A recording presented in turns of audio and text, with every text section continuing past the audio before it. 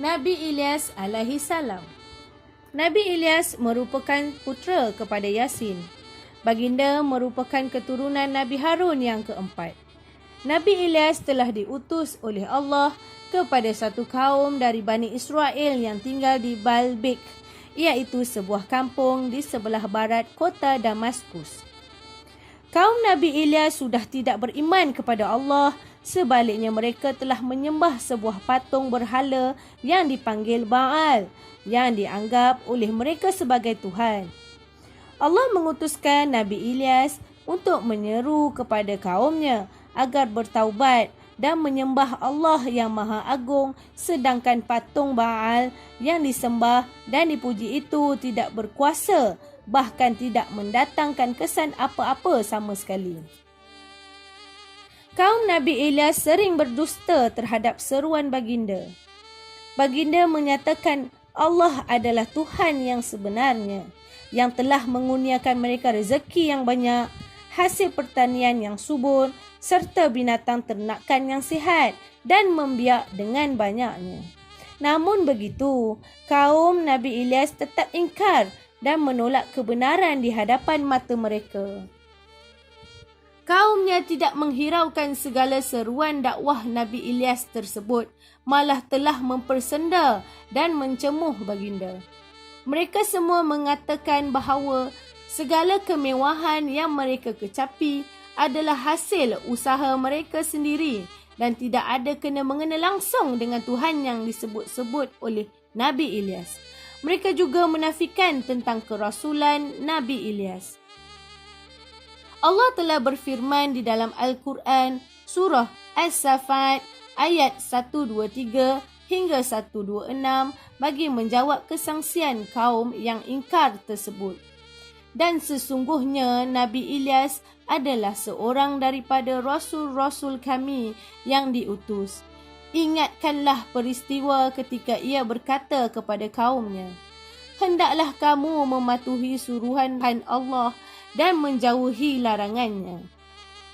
Patutkah kamu menyembah berhala Baal dan kamu meninggalkan ibadah kepada sebijak-bijak pencipta, iaitu Allah Tuhan kamu dan Tuhan bapa-bapa kamu yang lalu? Apabila Nabi Ilyas menerangkan tentang wahyu Allah tersebut, kaumnya tetap juga dengan keengganan mereka untuk tunduk dan patuh kepada perintah Allah, malah mengancam hendak membunuh Nabi Ilyas sekiranya baginda tidak mahu berhenti daripada meneruskan seruan dakwahnya itu. Akibat daripada sikap derhaka mereka kepada Allah, maka Allah telah menurunkan musibah dan bala sebagai pengajaran kepada mereka agar mereka sedar dan bertaubat serta beriman kepada Allah. Berlakulah musim panas dan kemarau yang berpanjangan. Hujan tidak turun untuk tempoh yang agak amat panjang. Semua sungai dan wadi menjadi kering serta tanah-tanah menjadi merekah. Semua hasil tanaman mereka mati kekeringan. Binatang-binatang ternakan juga mati kebuluran. Dalam masa yang singkat, segala kesenangan dan kemewahan hidup mereka lenyap sama sekali akibat kemarau yang melanda. Akhirnya sedarlah mereka bahawa apa yang berlaku itu adalah balasan di atas kederhakaan mereka menyekutukan Allah dan menentang seruan dakwah Nabi Ilyas. Mereka mengakui akan kerasulan Nabi Ilyas yang mereka dustakan selama ini. Lalu berbondong-bondonglah mereka pergi menemui Nabi Ilyas menyatakan kekesalan dan taubat mereka. Mereka mahu beriman dengan ajaran yang dibawa oleh Nabi Ilyas dan meminta agar baginda berdoa kepada Allah bagi menerima taubat dan melepaskan segala dari seksa dan azab itu. Nabi Ilyas bersetuju dan memperkenankan permintaan kaumnya.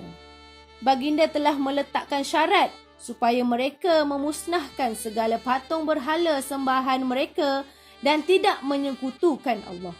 Mereka bersetuju dengan syarat tersebut dan segera melaksanakannya.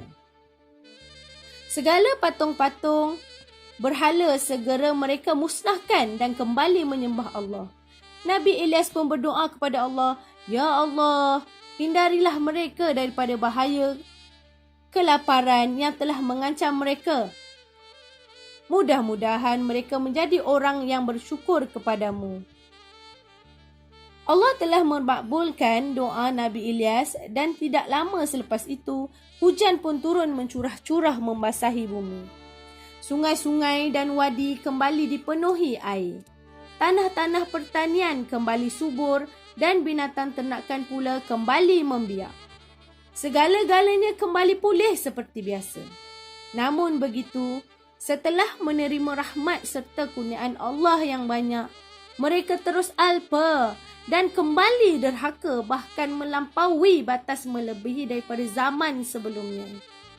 Azab kemarau yang telah menimpa mereka dahulu tidak sedikit pun memberi iktibar dan pengajaran kepada mereka.